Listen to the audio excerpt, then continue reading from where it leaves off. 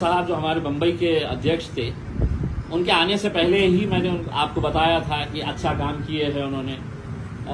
अभी 15 तारीख के दिन जो तिरंगा रैली निकाली गई थी, बहुत अच्छे तरीके से सक्सेसफुल निकाली गई थी। इसमें फैयाज साहब पिछले कुछ महीने पहले जब हमारी उनके साथ मीटिंग हुई थी, बात हुई थी, मैंने साफ तरीके से उनसे पूछा था कि फैयाज साहब आप इलेक्शन लड़ेंगे या नहीं। उन्होंने कहा था कि नहीं, मुझे इलेक्शन लड़ना है करके। और अब जब ये बात फाइनल हो गई थी कि मुझे इलेक्शन लड़ना है, किसी भी हालत के अंदर मैं इलेक्शन लड़ूंगा, तब आप सोचिएगा बम्बई छोटी तो कॉन्स्टिट्यूएंसी है ही नहीं उसमें, कि एक अध्यक्ष बम्बई का अपनी कॉन्स्टिट्यूएंसी का इलेक्शन भी लड़ेगा और बम्बई के ऊपर भी नजर रखेगा करके उसमें। तो हमने फिर है तो उनको ये बोले कि फैयाज साहब अगर इलेक्शन लड़ रहे हैं तो फिर ये जिम्मेदारी किसी और को दे देंगे, आप इसके लिए तैयार हैं। ये सब तय हो गया कि भाई ठीक है, उन्हें इलेक्शन लड़ रहे हैं, तो हमने ये बोला है कि हम भी आके है तो आपकी कॉन्स्टिट्यूएंसी के अंदर मेहनत करना शुरू करेंगे, वहां पे प्रचार सभाएं जो भी करने का है हम करेंगे उसमें। तो ये सब फाइनल होने के बाद कल तक हमारी अच्छे तरीके से बातचीत हुई, बलाला साहब से बातचीत हुई, असद साहब से बातचीत हुई। सब होने के बाद ऐन वक्त के ऊपर यहाँ पे आके इस तरह का, मतलब मेरे हिसाब से ये किसी भी मतलब एक राजनीतिक पार्टियों के अंदर ऐसे चीजें होते रहती है, लेकिन हम ये एक्सपेक्ट नहीं करते हैं कि मजलिस के अंदर, क्योंकि मजलिस का नाम ही जो है वो इत्तेहाद है, अगर यहाँ पे आपका पद ले लिए, अगर हमने पद लेके ये बोले होते कि नहीं आप इलेक्शन भी नहीं, ये इख्तियार किसके पास है? ये पार्टी के पास इख्तियार है, या असदुद्दीन अवैसी साहब के पास इख्तियार है कि साहब नहीं, हम आपको पार्टी पोस्ट से भी निकाल रहे हैं, हम आपको टिकट भी नहीं देंगे। ये असद साहब बोल सकते हैं, लेकिन असद साहब ने खुद ने कहा कि नहीं, आप मुंबई का चेहरा है और हमारी नाक है, आप अगर इलेक्शन लड़ रहे हैं तो हम मेहनत करेंगे करके उसमें आपके लिए अभी से मेहनत करना शुरू करेंगे।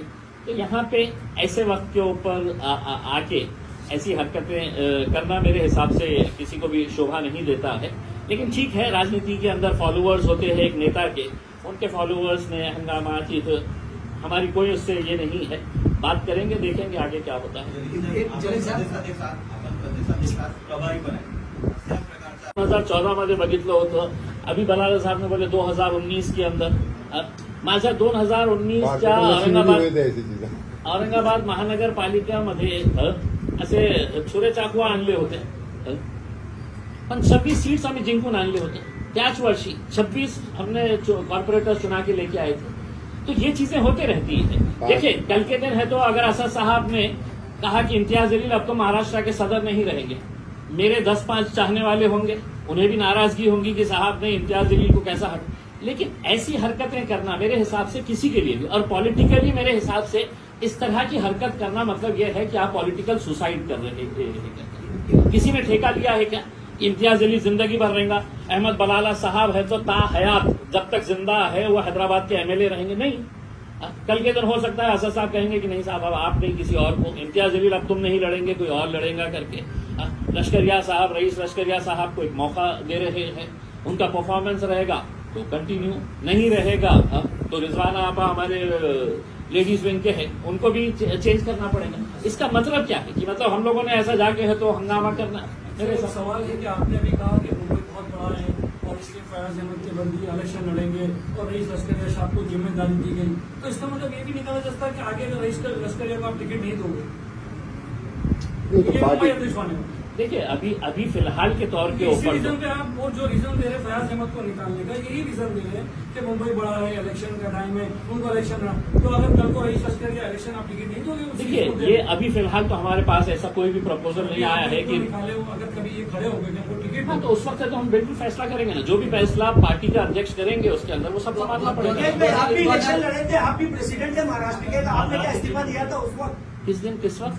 आप इलेक्शन एमपी का लड़ रहे थे, आप भी महाराष्ट्र का प्रदेश अध्यक्ष थे, आपने भी तो इस्तीफा नहीं दिया 5 मैंने, सुनिए, मैंने दूसरे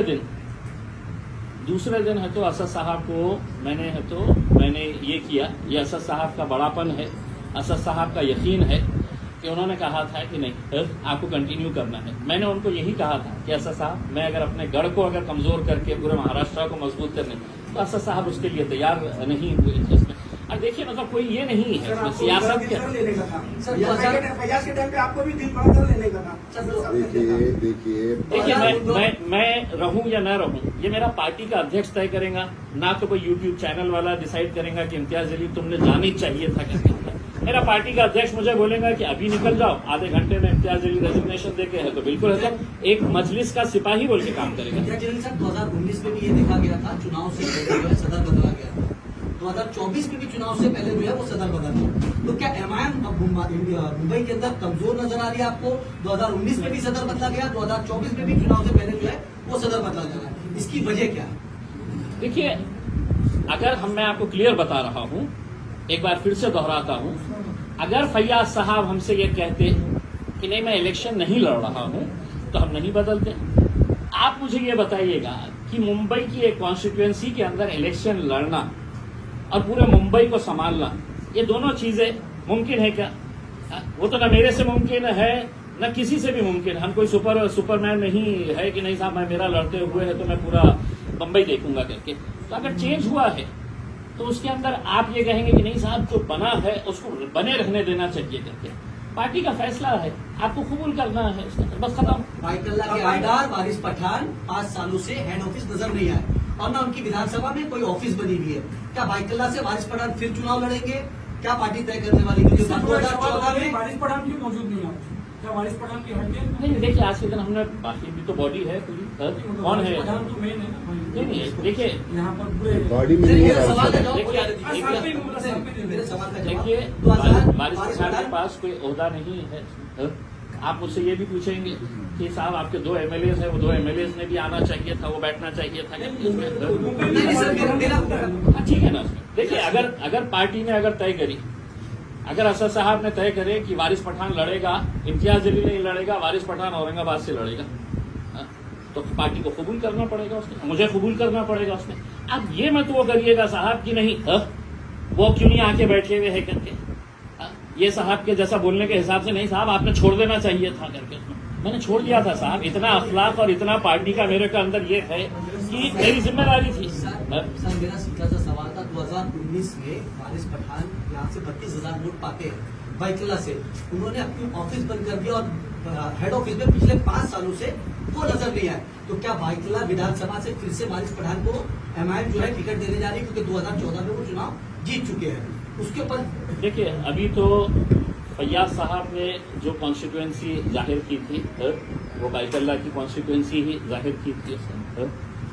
अब मैंने आपको साफ शब्दों में जब बता दिया था कि फैयाज साहब के लिए हम मेहनत करेंगे करके वहां पर, तो फिर स्वाभाविक है कि जब हम एक आदमी को उनके ओहदे से हटा के वहां पे अगर लेके जाने के बाद सोच रहे हैं तो दूसरे का किसी का सवाल ही नहीं पैदा होता। वोटों से चुने हुए उनका बेटा जो है वो नेतृत्व करता है उस आंदोलन का। मुसलमानों के घरों में जाके है तो तोड़फोड़ कैसी की गई है आपने सबने देखा है। 12 विधान परिषद की सीटें थी। क्या इस कौम को यह अधिकार इख्तियार नहीं है?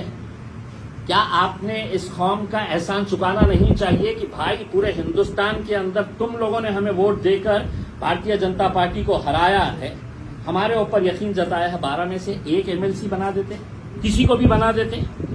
एमआईएम का तो नहीं हम मांग रहे थे कि साहब हमको बनाइएगा करके एमएलसी। आपकी पार्टी के अंदर आपके पास इतना कोई लायक काबिल ऐसा कोई एमएलए एमएलसी बनने के लायक नहीं था। लोकसभा के इलेक्शन के अंदर वोट आपको चाहिए। इकलौता एक मुस्लिम एमपी पूरे महाराष्ट्र के अंदर ही नहीं 8 राज्य थे, 8 जहां पर एक भी मुस्लिम एमपी नहीं है। अकेला इम्तियाज जलील इन 8 राज्यों के अंदर, उसको हराने के लिए आप पूरी ताकत लगा देते हैं, हमारे वोट लेकर चले जाते हैं। ये कहां का इंसाफ है? पार्लियामेंट के अंदर जब वक्फ का बिल आता है, 9 आपके एमपी पार्लियामेंट के अंदर मौजूद रहते हैं, लेकिन जब बिल आता है, बिल के ऊपर चर्चा होने की बात होती है तो आप निकल जाते हैं बाहर। ये आप एहसान चुका रहे हैं। और मेरी इन पार्टियों से शिकायत नहीं है, उन मुसलमानों से शिकायत है जिन्होंने ये कहकर इम्तियाज जलील को हराया कि नहीं साहब बीजेपी को हराना है तो इम्तियाज जलील को वोट नहीं देना, शिवसेना को डालना पड़ेगा करके। तीसरे नंबर पर आई शिवसेना। 2 सवाल सर, जैसे आपने कहा वक्फ बोर्ड को लेके, वक्फ की लेके, तो उद्धव ठाकरे ने कहीं ना कहीं क्लियर किया कि वक्फ की जो जमीन है, देखिए सुनिए सुनिए या सुनिए हिंदुओं की जो जमीन है, सुनिए, उसको कब्जा मैं करना है। पार्लियामेंट जाके आ चुका हूं।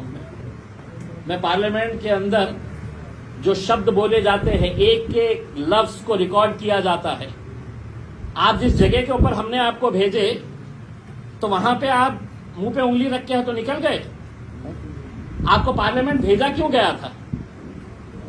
आपको पार्लियामेंट इसलिए भेजा गया था कि हमारे मुद्दे जब आएंगे तो तुम हमारी आवाज बनकर वहां पर खड़े रहेंगे करके। तुम कहेंगे कि नहीं साहब, उद्धव ठाकरे तो साहब देखिए ना, जलसे में बोला, बहुत बड़े जलसे के अंदर बोला। पार्लियामेंट के अंदर रिकॉर्ड होता है ये सब चीज। पार्लियामेंट के अंदर ये रिकॉर्ड होना चाहिए था कि शिवसेना उद्धव ठाकरे ने भी इसका विरोध किया है करके। तो क्या लगता है आने वाले वक्त में शिवसेना जो है मिलकर विरोध करती हुई आपको पार्लियामेंट में नजर मुझे नहीं मालूम है साहब। उनसे ज्यादा जो उनकी पैरवी करने वाले लोग हैं, सेक्युलरिज्म को जिंदा रखना है तो साहब हमको खत्म कर दो, उनको जिंदा रखो। वो लोगों से जाके सवाल पूछिएगा। इम्तियाज जलील आने वाला विधानसभा का चुनाव औरंगाबाद से लड़ रहे हैं। टिकट दे दिए अगर कोई तो लड़ लेंगे अलायंस कराने के लिए आपको क्या ऑफर है? कितनी सीट? देखिए मैंने साफ तौर के ऊपर ये बताया है कि हमारा इनिशियल जो है वो 30-40 सीटें अभी हम लोग सर्वे कर रहे हैं। अब अगर इसके अंदर 8 दिन 10 दिन के अंदर अगर ये कुछ फैसला करते हैं कि साहब ठीक है, हम MIM को भी साथ में ले लेंगे, अब तो वो बात भी नहीं रही ना कि नहीं साहब हम तो बहुत सेक्युलर है करके। ये दोनों तो सेना के साथ चले गए तो उसी दिन हमको समझ में आ गया। तब इम्तियाज अगर कांग्रेस तेलंगाना के अंदर MIM साथ में है भी, तो यहाँ पे क्या परहेज है? हमने अगर उनके तरफ से अगर कुछ ऑफर आता है, 40 सीट की आपने स्टार्टिंग बात शुरुआत की, ये कहीं ना कहीं ऐसा बहाना माना जाता है कि भाई आपको ज्वाइनिंग नहीं, करना है, नहीं, पहले नहीं। ऐसे मान लो, नहीं, सुनिए, आपको दे नहीं, सुनिए। 40 सीट क्या बेसिस पर बात शुरुआत हुई थी? मैं नहीं, आप political देखिए, area में बात चल रही है। हमारी जितनी ताकत है हम उतनी ही बात करेंगे, वरना मुझे 288 सीटें लड़ने से कोई नहीं रोक सकता है। मेरी पार्टी है, मैं 288 सीटें लड़ा तो कौन रोक सकता है मुझे बताइएगा। आप इल्जाम तो वैसे भी देने वाले हैं हमारे ऊपर। हम ये कह रहे हैं कि साहब हम हमारे तौर के ऊपर इतने सीटों के ऊपर हम ये कहेगा कि नहीं साहब अब हम ये 30-40 सीटों के ऊपर, अगर उन 30-40 सीटों के अंदर हमको लगता है कि साहब ये 10 सीटें हैं जिसके ऊपर हमको लड़ने का है, हम मजबूत है करके, आप अगर हमको लेना चाहते हैं तो आप हमको बोलिएगा कि हम चलिए ठीक है, हम बैठते हैं, आपस में बैठते हैं। आप हमको बोलिएगा कि नहीं हम आपको 2 देंगे, 4 देंगे, 5 देंगे, 10 देंगे करके। लेकिन आप बोलेंगे कि नहीं साहब इनका वोट चाहिए मेरे को, लेकिन इम्तियाज जलील मेरे बाजू में आके बैठना नहीं करके, क्योंकि ये कौम का काम तो साहब से वोट देने का है। रईस लश्करिया MLA बन ही नहीं सकता है। रईस लश्करिया को मैं वर्किंग कमेटी का मेंबर बना डालूंगा, उसी के अंदर खुश रहना। हमारी ये सोच है साहब कि अब मुसलमानों ने ये फैसला करना है कि MP भी हमारा होना, MLAs भी हमारे होना।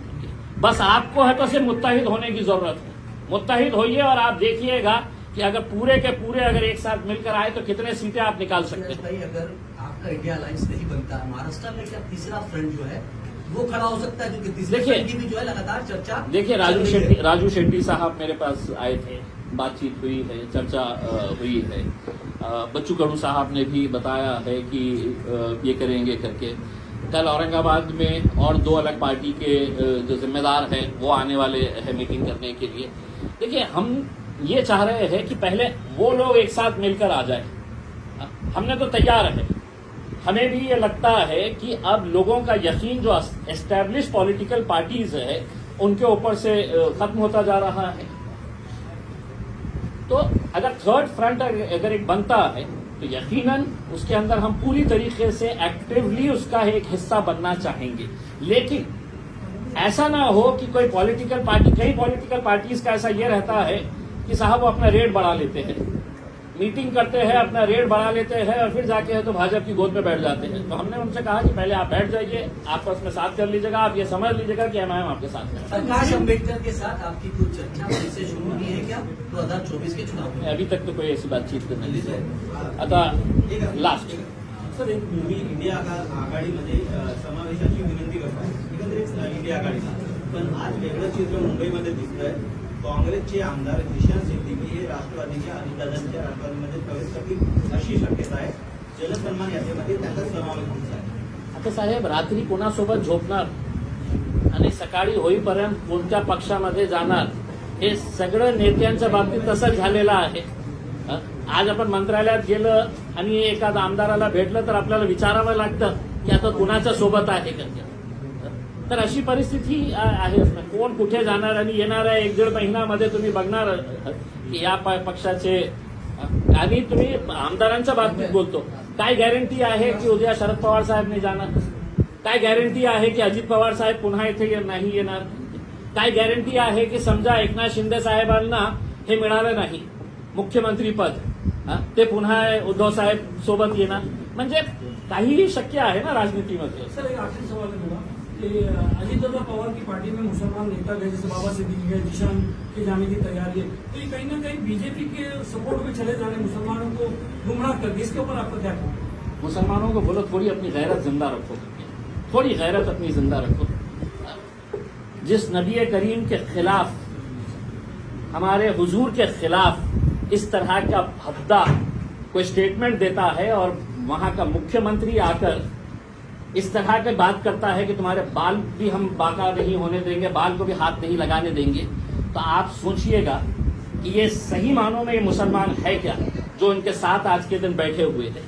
ये सवाल खुला है, उनको नाराजगी होंगी मेरे ये से, लेकिन तुम ये बताओ कि तुम्हारी सियासत बड़ी है या तुम्हारे लिए अपने नबी करीम सल्लल्लाहु अलैहि वसल्लम बड़ा है? एक आखिरी सवाल, अब भाई खतर से श्रद्धांजलि या वारिस पठान?